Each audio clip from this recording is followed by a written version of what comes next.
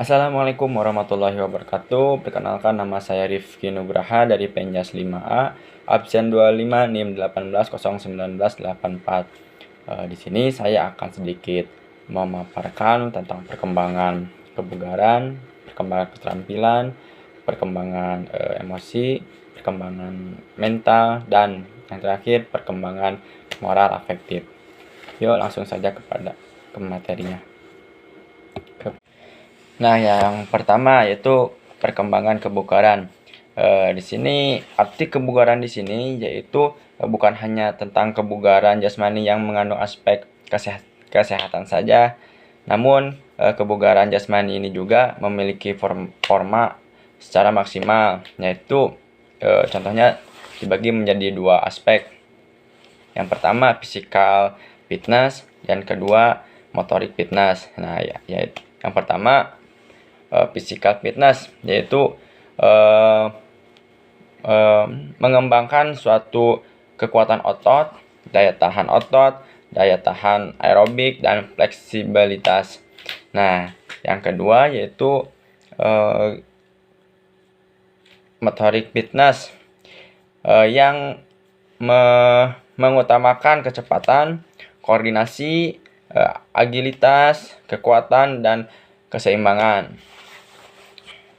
Maka dari itu kebugaran jasmani sangat berhubungan dengan kesehatan baik fisik maupun mental, karena kita sebagai manusia lebih baik pasti harus lebih baik sehat atau bugar, karena kalau misalkan kita sakit contohnya pasti sulit untuk melakukan aktivitas sehari-hari. Maka dari itu langkah baiknya kita menjaga tubuh kita sebaik mungkin. Perkembangan keterampilan yaitu merupakan suatu proses gerak yang dapat dihasilkan melalui gerak pemilihan rangsangan. Nah, perkembangan keterampilan ini juga dibagi menjadi 3 gerakan, yaitu gerakan lokomotor, gerakan non-lokomotor, dan gerakan manipulatif. Nah, yang pertama yaitu gerakan lokomotor, yaitu gerakan yang berpindah dari satu titik ke titik yang lain. Contohnya seperti lari, lompat, jalan. Nah, itu gerakan lokomotor. Nah, yang kedua gerakan non-lokomotor atau disebut gerakan stabil, yang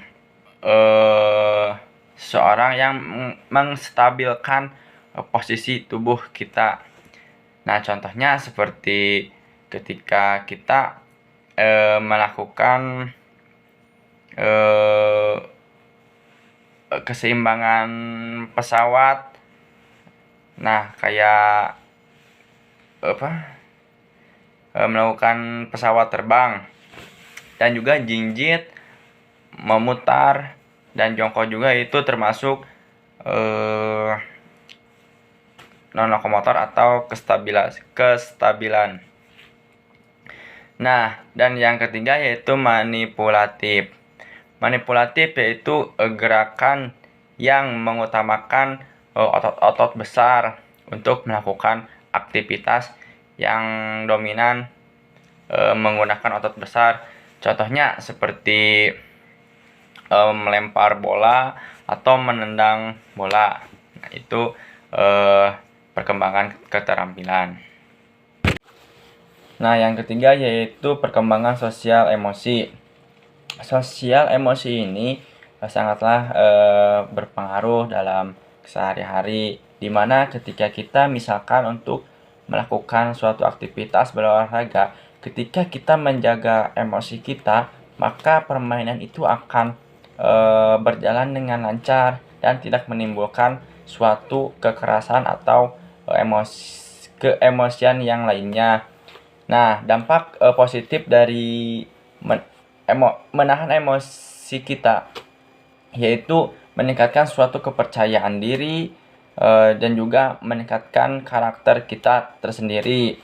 Nah, yang selanjutnya yaitu nilai-nilai dari jasmaninya. Contohnya ketika kita melakukan gotong royong, pasti emosi kita tersalurkan untuk melakukan aktivitas gotong royong di lingkungan sekitar kita. Nah, sehingga emosi kita terjaga dan mental kita pun baik di diri kita. Nah, selanjutnya yaitu perkembangan mental. Mental sangat berkaitan dengan pikiran, akal, atau ingatan sehingga dapat menyesuaikan berbagai organisme terhadap lingkungan. Nah, latihan mental juga yaitu menjadikan suatu pendekatan mental yang positif bagi seluruh siswa untuk mempersiapkan dalam pertandingan. Misalnya ketika kita contohnya kita dalam olahraga rugby. Nah, sebelum kita mengawali olahraga rugby, pasti kita melihat musuh dengan begitu besarnya postur tubuh musuh sehingga mental kita pun down. Nah, ketika mental kita down, pasti kedepannya pikiran kita atau mindset kita takut itu, sehingga ketika kita main takut cedera, takut kalah atau bagaimana lah. Padahal kalau mental kita kuat, pasti kedepannya juga akan baik-baik saja. Nah, ketika mental kita baik, ketika kita melihat lawan yang begitu besar postur tubuhnya, pasti kita pun akan melawan sekuat mungkin gitu. Jadi tidak mental kita down. Nah, itu. Nah, kalau misalkan mental di pendidikan jasmani, yaitu kita menerapkan, contohnya kita menerapkan suatu aturan. Kalau misalkan anak harus masuk sekolah jam 7 pagi.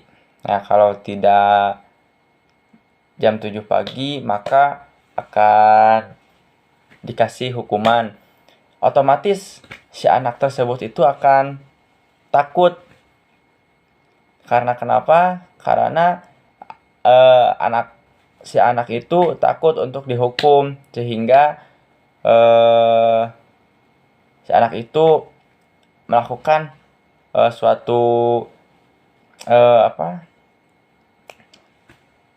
melakukan aturan yang telah guru berikan, sehingga mental pun akan dididik secara perlahan, kedisiplinan atau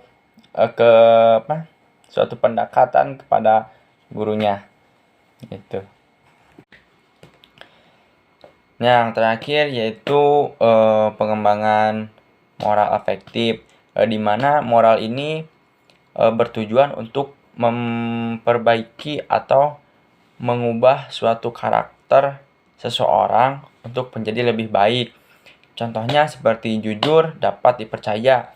Nah, ketika anak atau seseorang belajar jujur, maka anak tersebut akan sangat dipercaya sama orang terdekat atau bahkan orang terjauh sekalipun.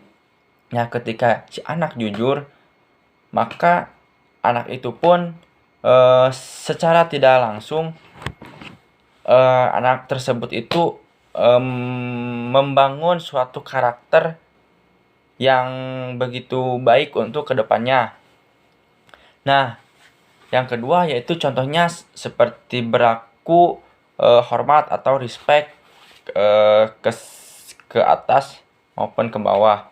Maksud tuh umur yang lebih tua maupun yang lebih muda. Nah, ketika kita dan kalau misalkan seseorang atau anak melatih suatu karakter yaitu berlaku hormat, maka si anak tersebut atau seorang tersebut akan sangat dekat sama orang-orang lain. Karena kenapa? Karena kita pun hormat kepada dia dan dia pun akan hormat kepada kita, sehingga akan menimbulkan simbiosis mutualisme terhadap kita sama orang lain. Nah, seperti itu. Dan juga tanggung jawab. Nah, tanggung jawab di sini mengajarkan kita untuk bertanggung jawab dalam hal kecil. Misalkan ketika guru memberi tugas kepada anak atau siswa, maka si anak pun secara langsung akan mengerjakan PR atau tugas dengan tepat waktu dan tidak terlambat seperti hal-hal buruk yang lain, sehingga si anak pun akan terbangun sikap atau karakter yang baik untuk kedepannya. Nah, seperti itu.